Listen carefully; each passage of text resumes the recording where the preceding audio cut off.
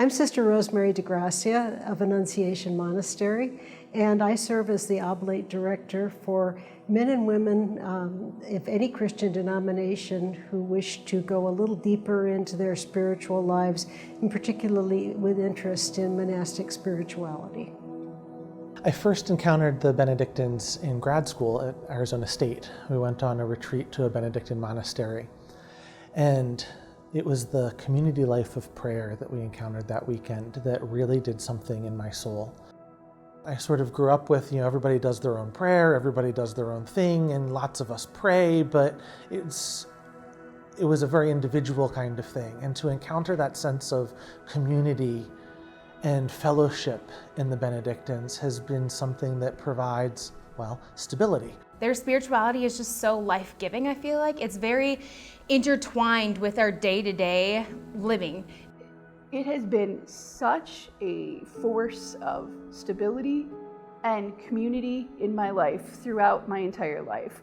Benedictine spirituality is a very balanced spirituality. Prayer is primary, and the specific type of prayer that the Benedictine tradition focuses on is the Liturgy of the Hours, as well as Lectio Divina, which is the personal prayer experience that Oblates and monastics, or anybody, can follow, which is the prayerful reading of Scripture. The rhythm, the daily rhythm of prayer, morning and evening, coupled with that, the Lectio Divina. This has opened up my relationship with God and with Jesus in ways that I never dreamed were possible.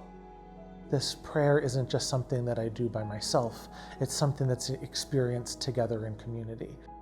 So it really became more of like a family of people versus just like a huge, big open community. And I mean, I think everybody should become an oblate. I don't think there's anybody that couldn't become an oblate. Being an oblate means that I take the wisdom of the rule of St. Benedict and I apply it in every area of my life. The rule is the guide for how the life of the monastic is lived out. The Rule of Benedict is 73 small chapters, and I'm talking very short paragraph-sized chapters at times, that lay out the program for a monastic, rules of simplicity, rules of balancing work and prayer. He was very practical about how he set it up, and so that was one thing that was really drawing and was very interesting to me. We have an informal process as well as a formal process. Our meetings are not closed. Our sessions that are held for oblates are usually on the first Sunday of the month in the early afternoon, and those go from September through May. You really gain so much by coming out there once a month to give yourself that quiet time to reflect on the rule, remind yourself of all of these great principles and that kind of thing. So the commitment is actually really minimal, but you get a lot out of it. Our oblates are also in a formal formation process for those who wish to finalize their commitment to the community. Being an oblate is an offering of myself to the Benedictines, to Saint Benedict, and to and in this particular community.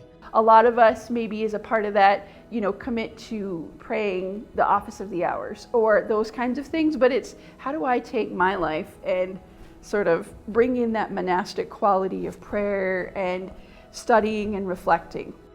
I want to invite any interested practicing Christian to join us sometime. You're certainly welcome to check us out on the website, or you may call me at Annunciation Monastery, and I'd love to have a further conversation.